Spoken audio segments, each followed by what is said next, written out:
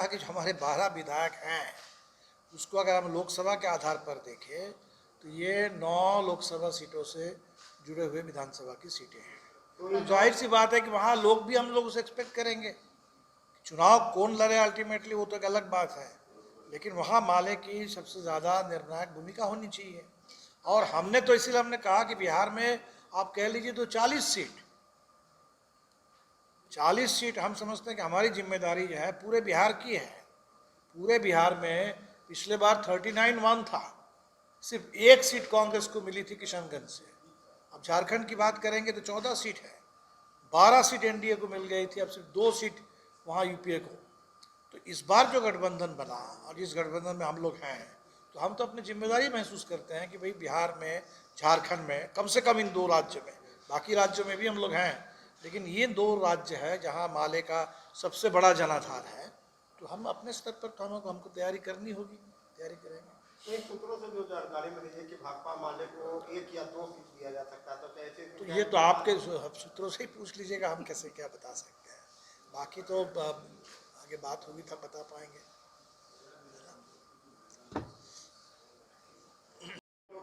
मेरी मजबूती है नहीं, 9 की एक संख्या आई तो 9 की संख्या का स्रोत क्या है हमने बता दिया कि लोग इस पर कैलकुलेट करते हैं कि भाई वो तो सबके सामने है, कोई बात नहीं है। हमारे जैसे अभी अभी अभी 12 जो हमारे विधायक हैं, तो 4 ऐसी लोकसभा सीट है जहां 2-2 करके हमारे विधायक हैं।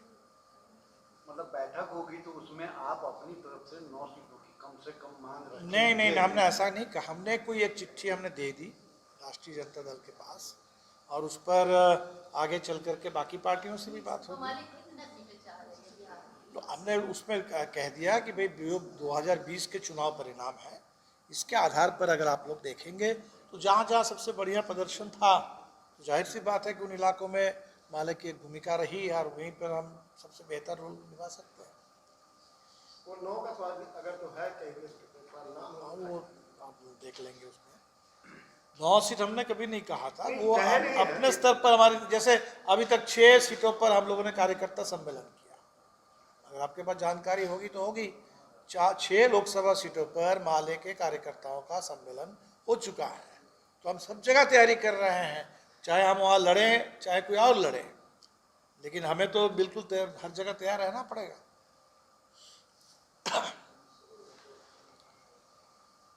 सब लोगों को खराब लगा कि G20 बैठक है इसलिए दिल्ली में लॉकडाउन कर दिया गया। G20 की बैठक में, G20 कोई दुनिया के अमीर देशों का संगठन नहीं है। G20 है, उसमें अमीर देश भी है और दुनिया के जो जिसको हम ग्लोबल साउथ कहते हैं, गरीब देश भी है।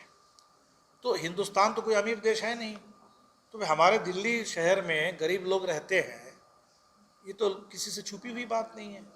तो गरीबों को उजाड़ा गया इस G20 की तैयारी के लिए। इतने वहाँ लोगों को, सारे बस्तियों को, झुग्गियों को उजाड़ दिया गया, पर्दे लगा दिए गए, और जिस तरह से दिल्ली को एक तरह से ढक दिया गया कि भाई ताकि गरीब लोग ना दिखे। तो हमें लगता है एक तो पहली बात ये बहुत बनावटी है, नकली है और गरीबों का अपमान है बहुत बड़ा। हमें तो बल्कि कायदे से ऐसे जो G20 जैसे बैठक में बढ़ चढ़ करके दुनिया के गरीबों के सवालों को उठाना चाहिए। और दुनिया के गरीबों के सवालों में सबसे बड़ा सवाल है कर्ज का बोझ। अभी श्रीलंका में जितना बड़ा आर्थिक संकट आया और ज़बरदस्त अस्थिरता थी, तो उसके पीछे कारण था कि उसके ऊपर इतना कर्ज का बोझ है। हमारे ऊपर भी बहुत ज़बरदस्त कर्ज का बोझ है। तो एक तो हमने देखा 37 सूत्री एक जो पारित हुआ है उसमें, लेकिन दुनिया पर जो कर्ज का संकट है गरीब देशों के ऊपर, उस पर कोई खास चर्चा ही नहीं है। दूसरा है कि इस समय जलवायु का संकट, और इसमें पूरी दुनिया में आजकल बात चली है कि कोयले पर जो निर्भरता है, इस निर्भरता कम हो। ये अमीर देश जो करते हैं वो हमारे ऊपर ये बोझ डाल देते हैं, और यहाँ से पूरे कोयले खदान में काम चल रहा है, कोयला बाहर भी जाता है और कोयले पर हमारी निर्भरता और दुनिया की निर्भरता बनी हुई है। तो हमें जो लगा कि कुछ ऐसी बातें थी जिस पर और ज़्यादा गंभीरता से बात होनी चाहिए थी, वो बात नहीं हुई। और शेष तो बहुत दिनों के बाद भारत में एक बड़ा आयोजन हुआ, तो चलो अच्छी बात है, एक बड़ा आयोजन हुआ अंतर्राष्ट्रीय। बिल्कुल ये तो ये गलत है। आप अगर कहते हैं कि हम लोकतंत्र की जननी हैं और हमारे देश में एक बहुत फंक्शनल डेमोक्रेसी है, तो हमें तो उस डेमोक्रेसी को प्रदर्शित करना चाहिए। बल्कि दुनिया भर में तो सबसे ज़्यादा सवाल उठा कि भारत में प्रेस की आज़ादी लगातार घट रही है, भारत में धार्मिक आज़ादी घट रही है, भारत में जो लोकतंत्र का सूचक है इस मामले में बहुत हम नीचे जा रहे हैं। तो दुनिया तो चिंतित है भारत के लोकतंत्र को लेकर के, और ऊपर से अगर कोई इसमें डिनर में भी इनविटेशन होता है और वहाँ देश के प्रमुख विपक्षी दल उसके राष्ट्रीय अध्यक्ष को न्योता नहीं मिलता, तो निश्चित तौर पर इससे भारत की छवि तो बनती नहीं है, छवि कमजोर होती है। नहीं, तानाशाही तो बिल्कुल तय बात है, कहीं ना कहीं नहीं है तो पूरे देश में हर रोज हम लोग तो एक कानूनी तानाशाही की ओर बढ़ रहे हैं, जहां संविधान बदलने की बात कह दी गई है और अंबेडकर के संविधान को अंग्रेजों का संविधान बताया जा रहा है, और अभी तो सत्र में क्या आएगा हम नहीं कह सकते। इसलिए तानाशाही तो बिल्कुल खुली हुई बात है कि देश में पिछले 9 साल से 10 साल से तानाशाही बढ़ रही है, और अगर इनको और मौका मिल जाएगा तो देश में लोकतंत्र का कुछ भी नहीं बचेगा। और इसीलिए तानाशाही को ख़त्म करने के लिए ही तो इंडिया गठबंधन जो बना है वो तो इसी बात के लिए बना है कि हिंदुस्तान में लोकतंत्र जो है वो महफूज रहे, हमारे संविधान महफूज रहे।